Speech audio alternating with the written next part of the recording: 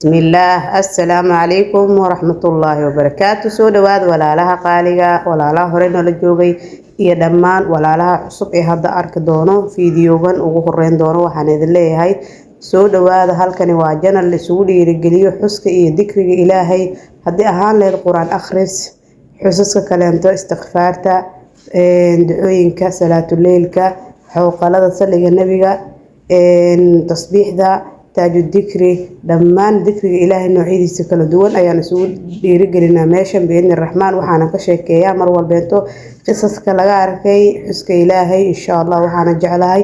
in walaalo badan aan ku dhiirigeliyo oo ku baraarujiyo faa'iidooyinka uu leeyahay xuska Ilaahay iyo ahlu dikriga faa'iidada ay ka dhaxleen biidni raxmaan adayna waxaan rajaynayaa in Ilaahay khayr kula doonay oo Ilaahay khayr kula jecel yahay maadaama aad aragtay fiidiyogan maanta man yuridullahu khayran yufaqihu fi diin qofka Ilaahay uu khayr la doono waxa uu fahansiiyaa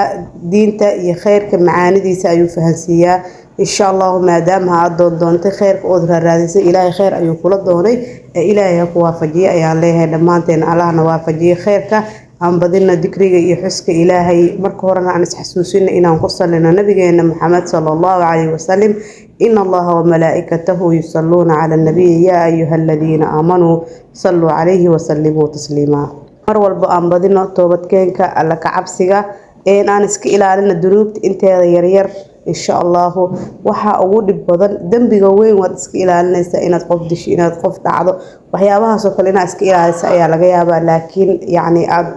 ku dhex jirto inaad xamato inaad qof wax ka sheegto inaad qof yaani si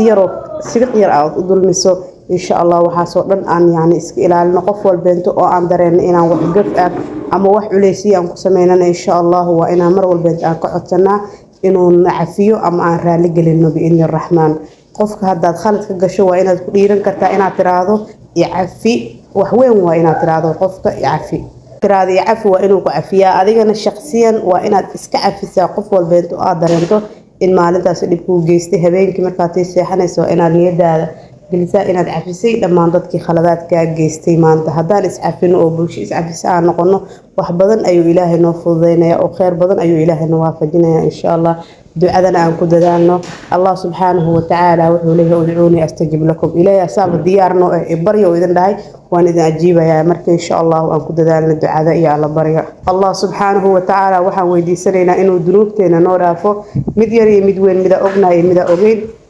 mid hore iyo mid dambaba Ilaahay noo dambi dhaafo waalidiinteena Ilaahay u naxariisto sida anagoo yeerar noo barbaariyeen oo noogu naxariisteen biidni raxmaan qisaskeena maanta hadaan u guda galno qisada ugu horeysa waxa ay leedahay qisada ugu horeysa maanta waxa ay ka hadlaysaa fadliga istighfaarta gabadhani waxa ay leedahay waxa jirtay gabar aan aqaanay oo muddo 15 sano aan yeelanin wax uur iyo wax awlaadna aanan dhalin waxa ay tiri gabadhan waxa ay tagtay dhakhaatiir iyo goob caafimaad lama sheegin oo haweenka lagu daaweeyo ilaa way tagtay oo way la xiriirtay oo daawooyin fara badan la siiyay balse wax yaani oo kasoo faa'iiday ma aysan jirin sida ay tahayna wax cilad oo laga sheegi jiray ma lahayn ay dhahday waxay tiri aakhirkii waxay laazimtay gabadhii istighfaarta tira aad iyo aad u badan ay dhahday ay aad u laazimtay alxamdulillah gabadhii hadda waxay tiri waxay dhashay wiil da'diisana waa 3 bilood waxay tiri Ilaah baan ku dhaartay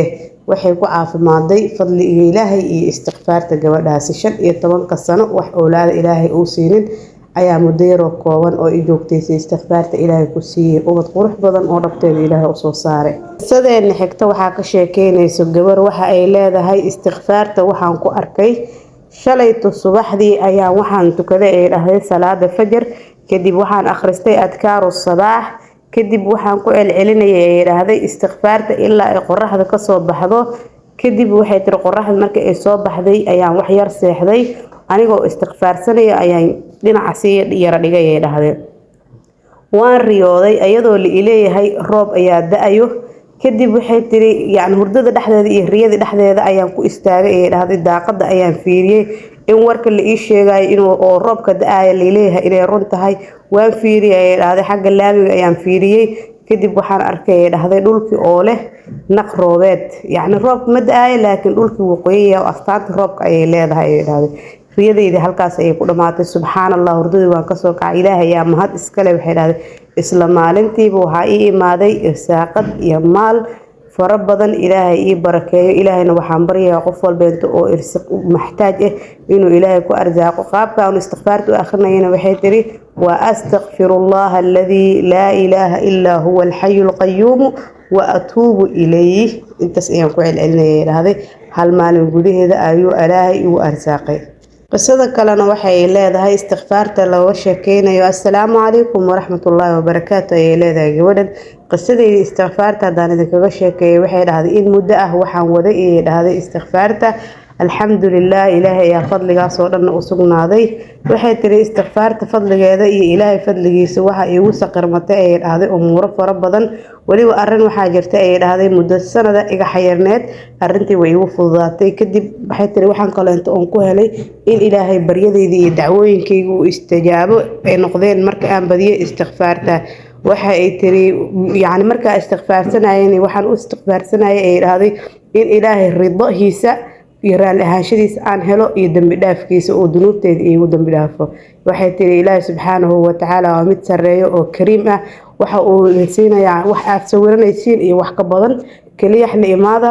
id khaalisa kaliya la imaada ay dhahday sidoo kale laga arkay istighfaarta gabadhan waxay leedahay assalaamu calaykum waraxmatullaahi wabarakaatuh waxay tiri waxaan yani challenge la galay nafteyda inaan akhriyo maalintii 10 kun oo istighfaar ah ma sha Allah tabaaraka rahmaan waxaan ka helay dhahday inaan raaxo nafsi ah aan ka helay waxaan kale oo ka helay dhahday umuurahayga oo dhan inay iigu saqirmadeen waxay tiri fadliga ilaahay iskale waxay tiri aad iyo aad ayaan ugu mashquulay inaan akhriyo yani استغفرت ولبا سيقظا ير الله الذي لا إله إلا هو الحي القيوم وأتوب إليه سيقظا سيعنده بدن وآخرنا مركي أم بالله وهاد وقت كذا هذه كدي بنعرب كي ولقب صدي وح بدن أيانا كفائدة هذا أو كم تاع أموره أو دن إنه يعني يوسق رمضان وحيت الراحة دجنان الحمد لله إله يا مهد إسكاله وحان رجينا يا هذا إن شاء الله وسيدا إن أصي وضع إن أخريه استغفارته استغفارته طبعا كل مركي لجيه وحيت عجائب جوني iyo khasaa'is goori ay leedahay insha Allah intii ogwey waqti inta ogeenaha ka faa'iideysato walaalaha qisadan kale istighfaarta laga arkay wiilkan waxa uu leeyahay qisadeyda istighfaarta markasta intuu adduunyada cariir igu noqoto mar walba inta oo culays aan dareemo maadi ahaan mar walba inta oo murug i asiibto mar walba inta oo walwal dareemo waxaan laazimaa istighfaarta waliba inaan akhriyo maalintii in ka badan 10 kun oo istighfaar ah waxa uu yiri ilaah baan ku dhaartay waxaan ka arkaa faraj iyo fatax aad iyo aad yani aad iyo aad qiimo agteeda oo wala ay u dhahay horteyda anigoo arkayo labadayda indhood uga jeeda ayaa caqad iyo cuqud iyo gunud walbeent oo xirnaay uu furfurmayaa uu dhahay waxa uu leeyahay waxa aan ka dareemay oo deganaan ah oo raaxo ah oo farxad ah oo reereen ah oo guul ah ma dareemi kartid ayuu dhahay markaan akhriyo istighfaarta 10 kun iyo wixii ka sii badan waxa uu yiri waxaan u akhriyaa astaghfirullah wa atuubu ilayh sida ayaan ku celceliyaa ayuu leeyahay wiilkan assalaamu calaykum waraxmatullaahi wabarakaatuh ay leedahay gabadhan laba maalin ka hor ayaan waxaan bilaabay istighfaarta waliba inaan xoog aan u badiyo oo u joogtay dhahday alxamdulillah ilaahay yaa mahad iska leh ilaahay wuxuu igu arsaaqay oo iga arsaaqay meel aanan filaynin si sahlan ayuu arrinkayga igu dhamaaday ay dhahday arin aad iyo aad igu cusleed alxamdulillah ilaahay yaa mahad iska leh yaa mahad u sugnaatay nagu arsaaqay istighfaarta سيقضى أن أخرين وحيتها أستغفر الله الذي لا إله إلا هو الحي القيوم وأتوب إليه قبل أن كشكين استغفرت كاركين أيد يزوج كذا وحا إلى هاي أنا يزوج كي وحا إسقابني من دور سنة دخاتيرتنا وحا ينوش شيئين إنه وذات كي هاي مد أنا يعني وحدة لكرين وحي تري وحن بلاوني استغفار قيام الليل دعاء إلهي بري الحمد لله إلهي نونا أجيبي oo ilaahay wuxuu nagu arsaaqay dhahday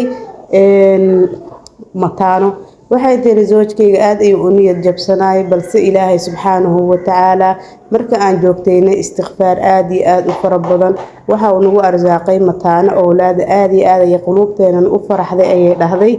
ilaahay ayaa mahad oo dhan u sugnaatay thumma istighfaarta ayaan guushaas ku gaarnay iyo qiyaamul leyl iyo alaf bari iyo qiim fara badan oo aan la imaanay qisadan kalena gabadhan ayaa ka sheekeynaysa oo istighfaarta laga arkay. waxay leedahay waxaa jirtay gabar qaraabo aan nahay, gabadhaasi waxa ay tiri waxay rajaynaysay guur, waxayna laasimtay ayay dhahday istighfaarta. alxamdulilah muddo yar markii ay waday istighfaarti waxaa soo doontay wiil dhalinyaro ah oo yacni riyadeeda ahaa, qaabkii riyadeeda ahaa, mudiirka ah shirkad, nin qani ah, mansab fiicanna u saaxiiba, ahelkiisana la yaqaano. waxay tiri aad iyo aad ay gabadhi yacni u kala badbadatay markii ay aragtay. ma aysan yacni ilaahay wuxuu ka baryaysay inuu guur fiican uu siiyo, balse ninkani sifaadka wanaagsan oo dhan isku dhammaystirmay markuu soo doontay. aad iyo aad ayay yacni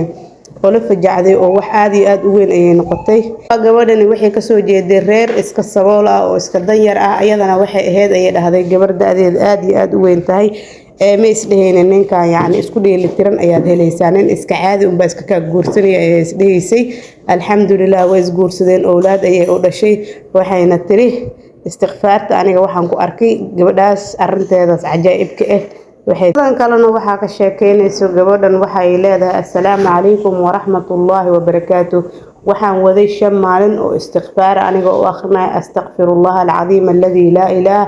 ilaa huwa alxayu alqayuum wa atuubu ilayh ayay dhahday. markii aan waday 5 maalin oo aad ugu celcelinayay, weliba xilliga habeenka ayaan aad u akhrinayay ayay dhahday. waxaan riyooday ayay tiri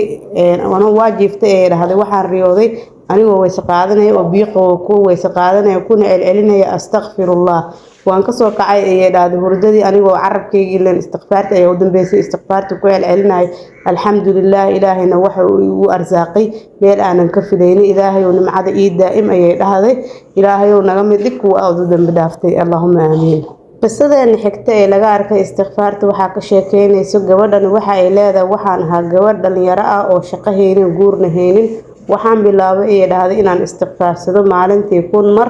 waxay dhahday maalmaha qaarna waan ka badan jiray, marmarka qaar oon caajisan waa ka yareyn jiray ayay dhahday. waxay tiri 2 isbuuc ilaa 3 isbuuc maba dhammaanin ayay dhahday. kadib waa la isoo doontay, alxamdulilah doonimaadkii wuu dhammaystirmay. kadib waxay dhahday waxaan helay shaqo. waxay tiri haddana shaqo labaad ayaan isla markiiba helay. subxaan allah. waxay tiri tii hore waan ka tegay sababtoo ama aanan jeclaysanin. waxay tiri alxamdulilah fadligaas waxa aan ku helay ayay dhahday joogteynta istighfaarta. xigtana waxaa ka sheekeynaysa gabar walaala. waa qiso laga arkay istighfaarta iyo salliga nabiga sallallahu calayhi wasallam. waxa ay leedahay assalaamu calaykum. qisadeyda istighfaarta waxaan joogteeyay ayay dhahday maalin aniga oo tamaninayo shay aad iyo aad iigu cuslaaday in ilaahay iigu fududeeyo ayaan bilaabay ayay dhahday istighfaarta. waxay tiri waxaan yacni saa ogtihiin ducada waxay bedeshaa qadarka. waxaan la imaaday duco fara badan. waxaan kaleentoo la imaaday ayay dhahday 2 rakac ayaan tukaday oo salaada cishe ka dambeysay. waxaan niyeystay ayay dhahday waxaan 2daas rakac u niyeystay qiyaamuleyl inay tahay iyo in ilaahay xaajadeyda iigu fuliyo oo iigu oofiyo. waxay dhahday waxaan akhriyay istighfaarta 1 mar ah, salliga nabiga oo 1 mar ah, waana ala barye ayay dhahday anigoo duca iyo istighfaar iyo salliga nabi aad ugu celcelinayo. alxamdulilah bilba kama soo wareeganin ayay dhahday inaan sidaas wado. alxamdulilah riyadeedii iyo rajadeedii arrinta igu cusleed ilaahay wuu ii fududeeyey. arrintaasna muddo 2 sano ah ayay culays igu ahayd ayay dhahday. bil gudaheedna ilaahay wuu iigu fududeeyey. waxaa ka sheekeynaysa iyadana oo laga arkay istighfaarta gabar dhalinyaro ah. waxay leedahay waxaan iska ahay gabar dhalinyaro oo waxbarasho isaga jirto jaamacadeed, maana shaqaynaynin ayay dhahday. taleefankeygii yacni aad ayuu u jajabay oo gadaal ooga fiiqmay. sababtaasna waxay tiri darteed waxay gelinaysay xishood. gabdhaha facayga waxay haysteen ay dhahday taleefano iyo aalado qurux badan oo qaali ah. taleefanku ka dambeeyo iyo iPad-yo iyo adduunyo ayay wataan ayay dhahday. anigana midkayga inuu cusub yahay iska dayay, intuu jajabay uu yacni fiiqmay ayaan xishood dartiisa la qariyaa ayay dhahday. alxamdulilah waxaan iska ahay dhahday gabar dhalinyaro ah oo ilaahay khayrka waafajiyay. waxaan sameyn jiray ayay dhahday istighfaarta ayaan aad u akhrin jiray ilaahay inuu iigu dambi dhaafo oo umuurahayga iigu sahlo ayaan ku duceysan jiray ayay dhahday. alxamdulilah muddo markaan istighfaarta waday waxay tiri aabahay ayaa taleefan ii keenay ayay dhahday oo sikadiisa iigu keenay aniga oo weydiisanin. waalidkayga inaan dhibo ma jeclayn, balse aabahayga nin waxgarad ayuu ahaa, asaga ayaa ii soo gartay, ilaahay ayaan iigu soo dhiibay ayay dhahday. sababtoo ah waxaan aad u joogteeyay ayay dhahday anigoo dhalinyaro ah oo faqiirkayga ay isaga jiraan heese iyo waxyaabo maalayacni inay dhageystaan ayaan aniga istighfaar iyo alla bari iyo salaatuleyl iyo duco mar walba inta aan joogteen jiray ee dhahda ilaahay yaa mahad iskale hidaayadan asaga ayaa hayo walaalaha qaaliga insha Allah qisaskeeni maanta intaas ayaan kusoo gabagabeyneynaa halka hadana la soo gaarto waxaan rajeynayaa in aad iyo aad uga faa'iideysatay oo dhiirigelin ku noqotay insha Allah oo hadda aad hore ka bilaabi doonto inaad istighfaarsato hadday siiqa dheer iyo siiqa gaaban qaabka aad u akhrisan kartaba inaad istighfaarta bilowdo insha Allah oo joogteyno oo nolosheena aan isbedelka wanaagsan aan u bedelno oo istighfaarta ku bedelno nolosheena biidni raxmaan ilaahay dambi dhaaf waasic hana siiyo gafkeena geerideen ilaahay ma kulmiyo toobatan nasuuxatan qabla almawt ilaahay anu arsaaqo ilaahay waxaan weydiisanaynaa gacanteena tii sarreys inuu ilaahay subxaanahu wa tacaala ka dhigo arladan ka duceeyna samada Allah ka aqbalo bugtadeen iyo baahideena bini aadanka ilaahay ma tusiyo waalidiinteena sidaan oo yar noogu naxariisteen oo inoo soo barbaariyeen ilaahay naxariistii adduun iyo aakhiraba Allah siiyo shafaacadiisa Allah nagu arsaaqo ilaahay waxaan weydiisanaynaa jannatul firdaws al-a'la inuu nagu kulmiyo biidni raxmaan astawdicukum Allah alladhi la yudiicu wadaa'icu wassalamu alaykum wa rahmatullahi wa barakatuh fi amaan